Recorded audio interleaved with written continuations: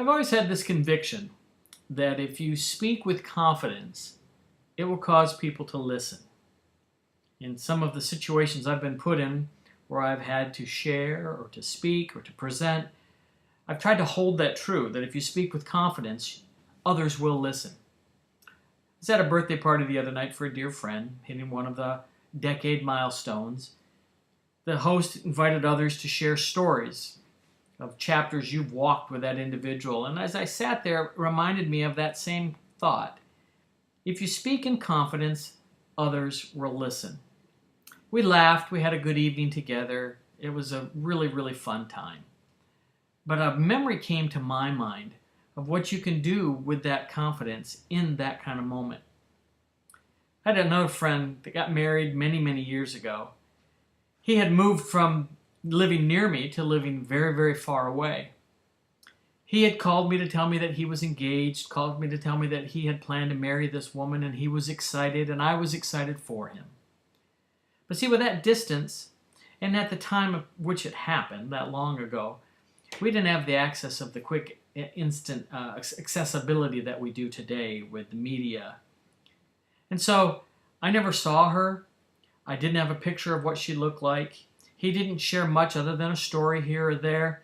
I remember once there was a phone conversation and she grabbed the receiver and I said hello and we talked for a brief second, but did not know her. So I made every effort to be at that wedding. I traveled north. I remember getting on the highway and getting confused, and as luck would have it, we arrived at the wedding late. Forced us to sit in the back. We couldn't even greet anybody. We were just kind of stuck in the back of the room. And that was fine. It wasn't my wedding. After the wedding, of course, there's the reception, and as we walked in the reception, one of the groomsmen, a gentleman named Dave that I knew, he said, "Hey, we're going to have an open mic and we're going to share about our friend. We're going to give everybody the opportunity that would like to do that." And I sat there and I thought, if I go up there and speak with confidence, I can control this moment. So I formed an idea in my head. I didn't tell my wife about it at the time, and I didn't tell my friends that were traveling with me. I just thought I'll take advantage of the moment. His wife was a graduate of Clemson University. Again, I've never met her. I've never met any of her friends. I only knew a couple people in the wedding party other than my friend. But when the time came, after a few people had shared a little anecdote here and there, I approached the microphone. Foreign to most people that were there, they had no idea who I was. I began to force tears.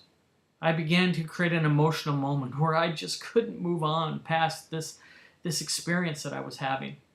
And then I turned to the wedding party, and looking past my friend and straight into the eyes of his bride, I told her that I was the groundskeeper at Clemson University and that I had fallen in love with her from a great distance. And this day was such a heartache to be at this ceremony and seeing her finally slip from the grasp of a love that I could give. And I began to wax poetic, and I began to cause more tears to flow. But here was the funny part. In the confidence of that moment, speaking in confidence forces others to listen. I found that other people were beginning to believe in the confidence of what I was saying. Some of the girls that were in the wedding party suddenly were pointing fingers and whispering, "Oh, I've seen him before. Yeah, I remember seeing him on campus. I remember seeing him follow somebody." I've never been to Clemson University in my life. I don't know that I could find my way there if I had to.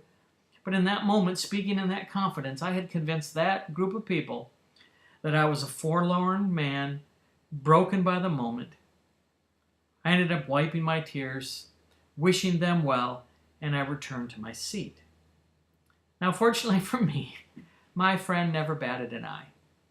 He never did anything other than turn to her and goes, "Who's that guy? What's that all about?" And so he just played along. It was a lot of fun. We laughed later on as we took it through most of the evening, and later in the course of the reception, there was a revelation of who I was. An introduction was made. We all had a really, really good laugh. But I'll never forget the reinforcement of that concept, that when you speak with confidence, others will listen. That's it.